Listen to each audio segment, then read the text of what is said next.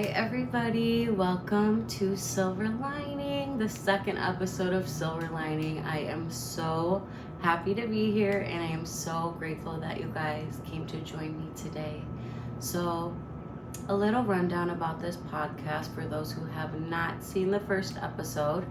I kind of just go through traumatic events that I've experienced and kind of poorly navigated, and let you guys know how I messed up through these, what I think are very pivotal points of life and points that help you grow.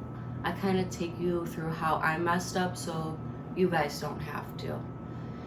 So today's episode, we are talking about the importance of putting yourself first.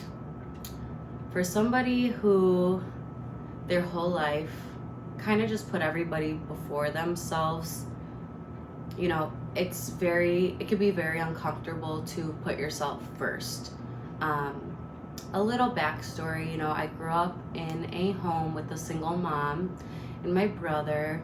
My parents got divorced when I was not even 1 year old.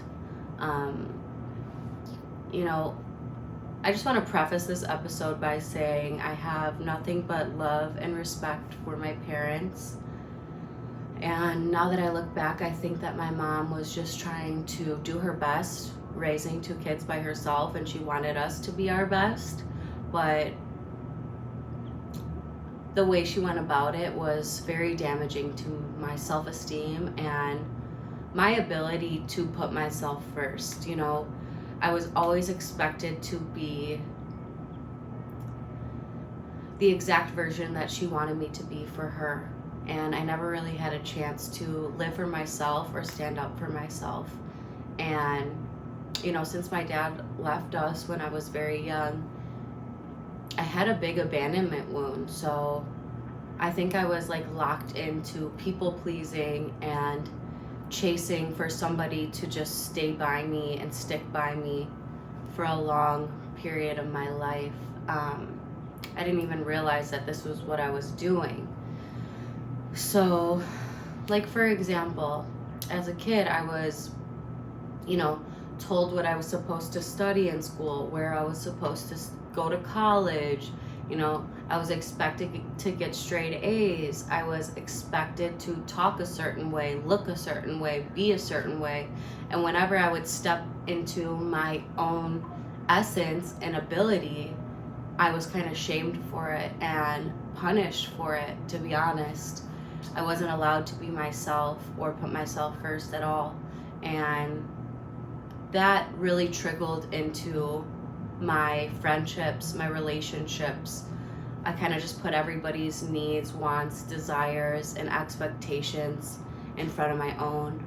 And I didn't even realize this is what I was doing, but I was. And I wasted a lot of time and energy, and it left me mentally, physically, and emotionally empty in every single way.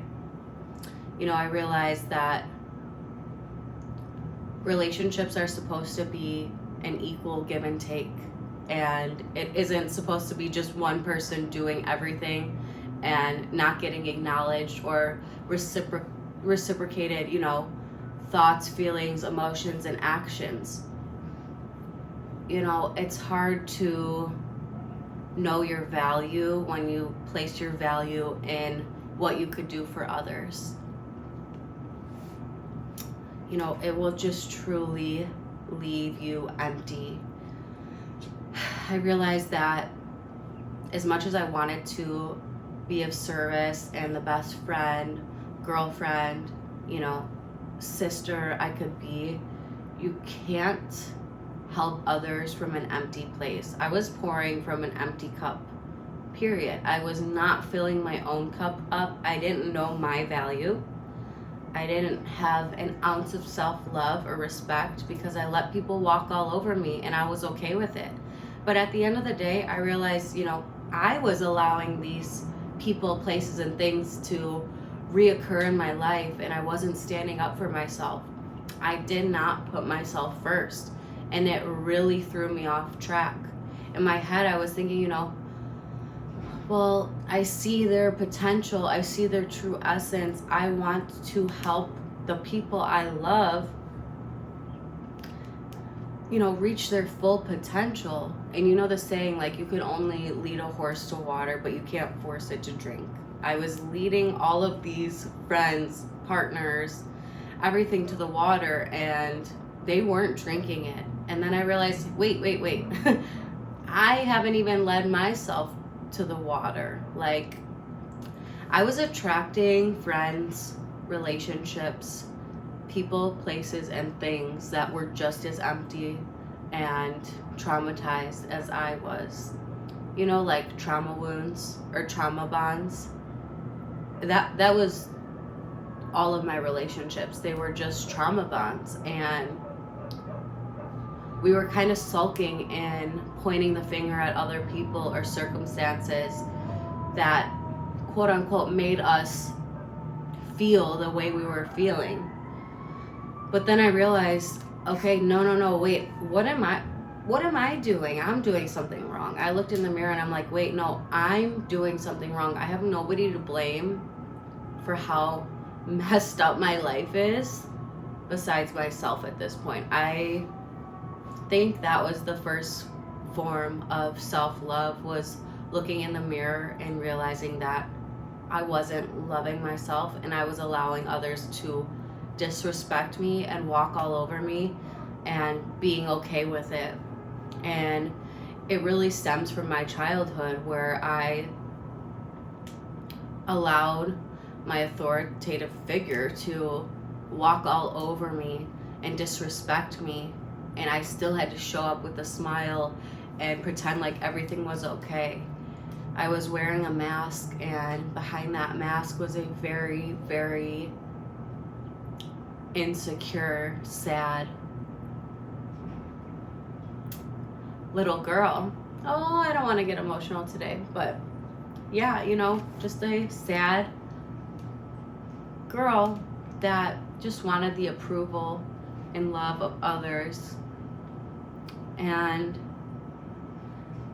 you know what? I'm grateful that I felt all those emotions, because I realized, okay, I feel this way, but I don't want to feel like this anymore. Like, I came to a point where I was like, enough is enough, and started taking the steps toward the life I wanted, towards the feelings I wanted. I realized nobody is going to provide those thoughts, feelings, and emotions for me of security, unconditional love, and acceptance, and, you know, following my desires as much as I can. You know, when you start to fill up your own cup, you start to realize that, you know, you aren't going to allow others into your life that aren't filling their own cup and aren't loving themselves, because you could only love and care about somebody as much as you love and care about yourself, period. You know, from a young age, I remember, like, you know, in kindergarten or whatever, they would ask you, okay, what do you want to be when you're older? And I would say, I don't know, I just want to help others. And from a young age, all I wanted to do was help others. And I realized, like, I wasn't even helping the people around me as much as I thought I was. I wasn't. Because, like I just said, you could only help and love somebody as much as you love yourself, period. So when I took that thought into account, I felt more at peace of choosing myself and putting myself first, because then I could actually be of service to the people I care about most around me. And, you know, finally doing that, I created boundaries for myself and for anybody that would be involved in my life from that moment on. And of course, you know, there's times I would slip and let things go and, like, ignore red flags. But at a certain point, I was like, okay, no, enough is enough. If you don't love and respect me as much as I love and respect myself, you are not in my life anymore. And that hurts. It hurts to let go of people you are so comfortable with. But, like, stepping into that uncomfortable feeling of standing on your own 2 feet and truly having nobody to lean on but yourself, and God, whoever you believe in, a higher power, it's scary, but it's essential to taking the steps to living your dream life, getting the things that you want out of this life by doing them for yourself. You know, I think back and like I said earlier, I was attracting people, places, and things that were just as empty and lonely and voided as I was. And as I started to fill my cup more and more, I started to attract people that were filling their cup more and more.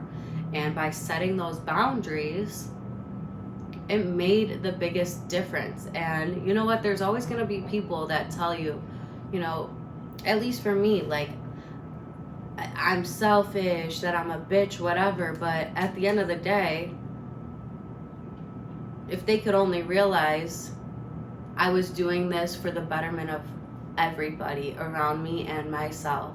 And another thing is, if people don't respect your boundaries or are excited for you to achieve your goals, no matter how big they are or how delusional they may sound to somebody, those aren't the people to be in your life. The people that truly love you are going to support you every step of the way. They're not going to be there holding your hand because they're doing their own thing, but when you come to them with an idea or, you know, tell them an exciting piece of your life, people that truly love themselves have the space to love your dreams and desires and are there as a support system. Like my dad used to say when I was younger, if somebody's like pulling you down, it's time to let them go. But if they're like raising you up, keep them around. And you know, my biggest advice is don't ignore red flags in friends, partners, family members. Like, have the courage to stand on your own 2 feet and choose yourself. And I promise you, it will work out. The people that do not support you being your best self, I'm sorry, they are not meant to be in your life. And I don't, you know, it's hard to cut people off and pass judgment on them forever. I just kind of release those people with love. And if they ever do come back to me as a healed, not even completely healed, but like, you know, a version of them who is accepting that they have done something wrong and want to heal, you know, that's the only way I would accept people from my past back into my life. And to be honest, it was very lonely. It was very, very lonely to cut off everybody in my life that I thought was going to be there forever. But I realized the people around me didn't love and support themselves, so how could they love and support me? And at the end of the day, it was up to me to love and support myself and chase my goals and my desired reality and make my dreams come true. You know, and I realized by doing this, by living in my authentic truth and doing what I desire, I attract everything that is actually meant for me. And the only way to allow new good experiences, people, places, and things into your life is by letting go of what doesn't serve you anymore. And it's hard. And especially when you equate those people, places, and things with a sense of home, right? A sense of love. I had a very skewed image of what felt like home and what felt like love from a very young age. And I realized it wasn't love. Abuse wasn't love. Putting everybody before myself wasn't love. Those people didn't love me. I didn't even love myself or respect myself. How is that love? So I realized, okay, it's time to put myself first. Stop making excuses as to why my life isn't the way I want it to be. There's no room to point fingers or blame anybody. I'm very grateful for every person, place, and thing that had disappointed me and let me down and used me and abused me. Honestly, I am so grateful for them because, You guys pushed me so low. Also, I pushed myself so low. I allowed this. I'm not pointing any fingers, but I'm saying, you know, some situations really broke me down to literally nothing, that the only way was up. The only way was up, and anything was better than what I was experiencing at that moment. So I just want to leave you guys with this message of putting yourself first is not selfish. It's actually the most selfless thing you could do for yourself and for the people you love. By putting yourself first and loving and nurturing yourself, you will hold space to do the same for others. You know, by doing this, you know who to let into your life and who to let go of. And I think that's the most important message of today, is having the love, respect, and the right boundaries about how you treat yourself will shape who you let into your life. And if you want to have great friends, great relationships, great partners, you have to be that for yourself. And it's a hard pill to swallow, but if you start taking the steps today and get a little bit better, 1% better every single day, I promise you, you will have your dream reality in a year, couple years. Start betting on yourself. Start loving yourself. Put yourself first. It's not selfish. I hope I helped at least one person today with these messages. Bear with me, you guys. I just started this. Oh, my dog's banging on the door. I think it's time to go. I love you guys so much. Thank you, thank you, thank you for being here today with me. I'm so excited for the next episodes and for you guys to be on this healing journey with me. I love you so much. See you in the next episode. Bye.